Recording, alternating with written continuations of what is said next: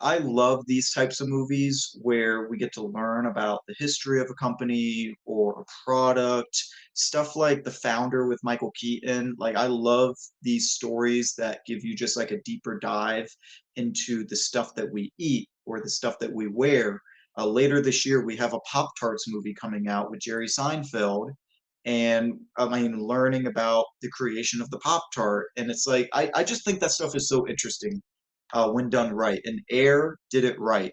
A lot of people maybe didn't like that Michael Jordan was not in it, but the movie was not about Michael Jordan. The movie was about Nike and them becoming the global brand that they are today. Because back in the 80s, when this movie takes place, they said it themselves in the beginning of the movie. They were not the top dogs. They were not number one. Adidas, Converse was over them. Um, I don't know if they mentioned Puma, but Adidas was definitely over them, and they definitely mentioned Converse. Yeah.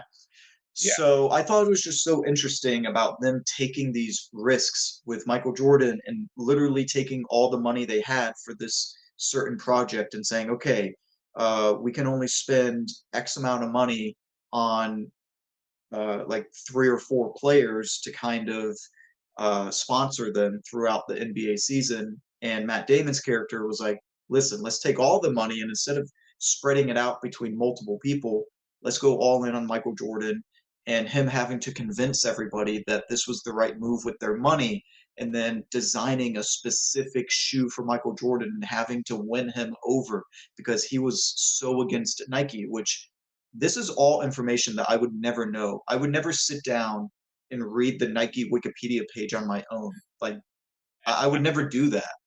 Yeah. And Ben Affleck, I love him as an actor, but he needs to direct more movies because he's such a good director.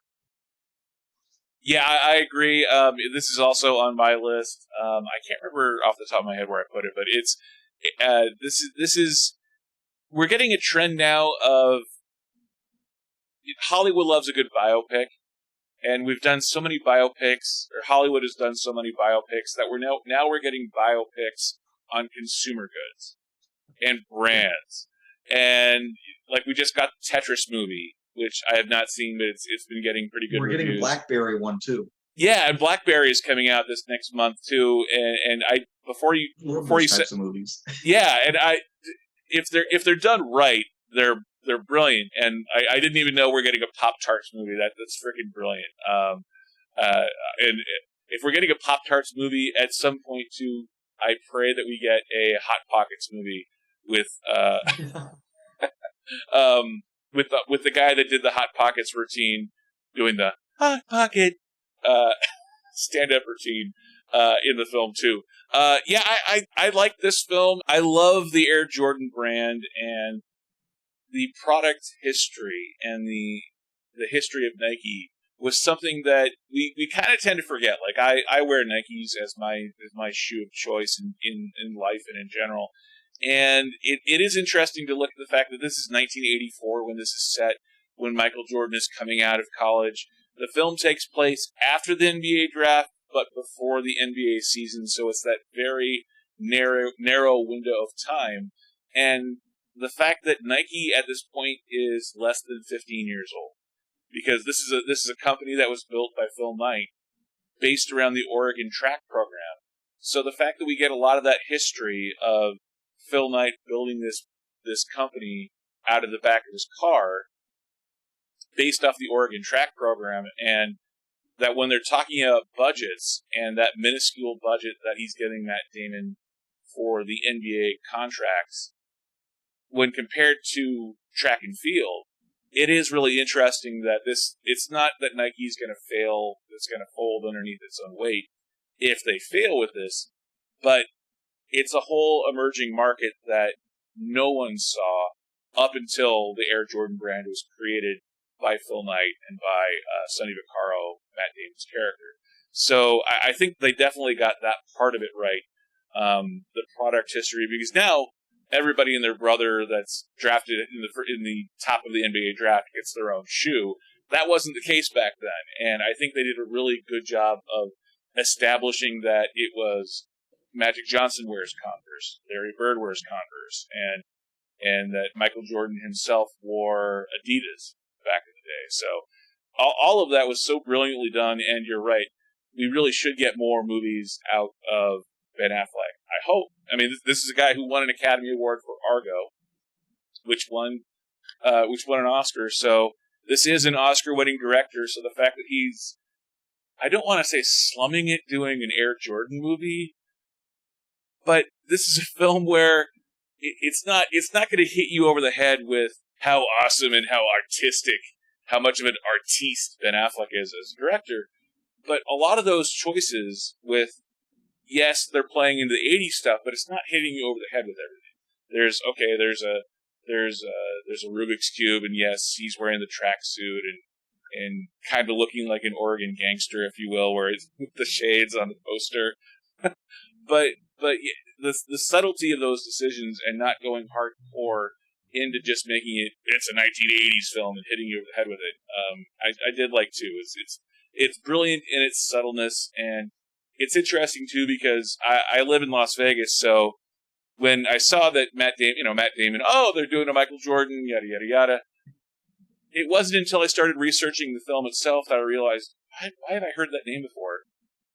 Matt Damon's character, Sonny Vaccaro, is actually a real guy who's on the radio in Las Vegas. So just driving around town for the last 15 years, I've been hearing this name, Sonny Vaccaro, Sonny Vaccaro. To me, it was just one of the local sports radio guys. I had no idea who he was in that business. So the fact that they start this entire film at a basketball tournament at Bishop Gorman High School, that is an actual high school here in Las Vegas.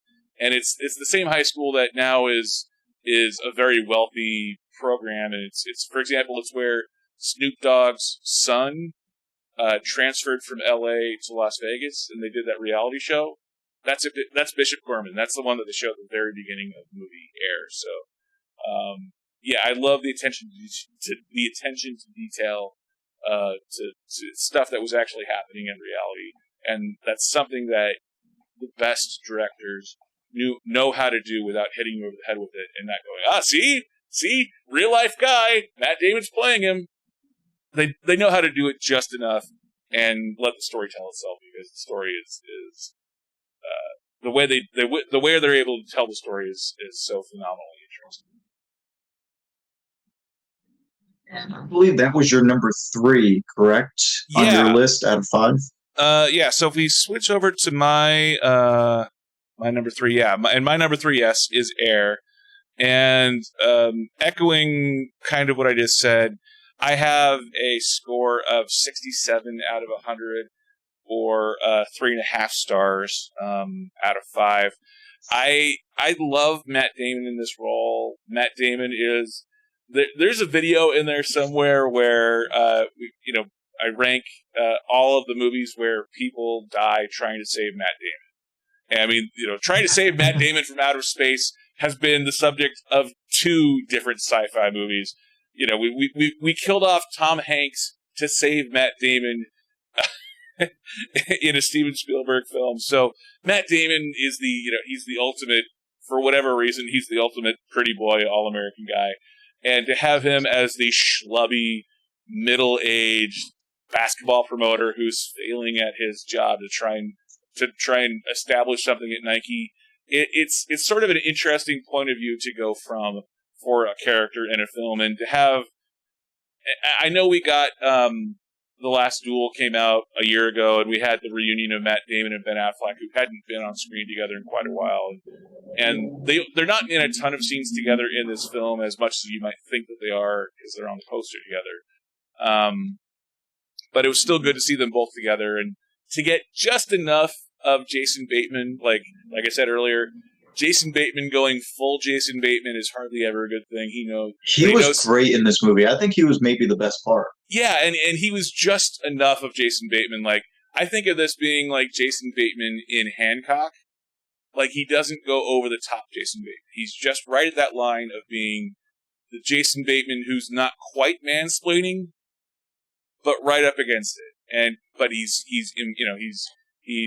doing all of the Jason Bateman stuff that everyone loves. He's emoting. He's there, and great supporting character, great film. Yeah, it was a film that, upon reflection, I probably might give it a little bit higher score now. But yeah, whatever it was, 2.5 hours, I had a good time with this film, and love the. In this case, I love the biopic about the new Supergood. So always fun to see. What was your favorite part of Air?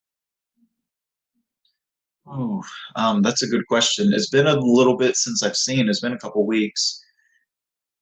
Probably it comes down to two different scenes. It's either going to be the part where Matt Damon goes to Michael Jordan's house without being like he's not allowed. They're telling him not to go to their house, and he does anyway.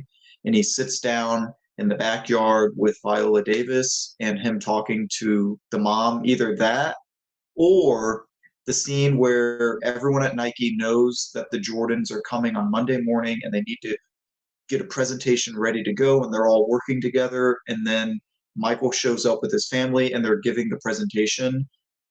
One of those two scenes I would say is my favorite. I would maybe need to rewatch the movie and then specifically pay attention to both of those scenes to see which one I enjoy more and listen to the dialogue. And what, based off what you were saying there too, one of my favorite scenes, and it was the fact that we got real life spoilers for Michael Jordan's life, even though Michael Jordan as a character, he has a presence in the film, but he's not an active character for the most part. Viola Davis as Michael Jordan's mom really is the leading figure representing him in the film, and the fact that we get that this film is told looking back on this story. It's not told as being present day in the 80s, because we get a lot of actual real-life spoilers when they talk about the future of Nike and the future of brands and the future of building a brand deal.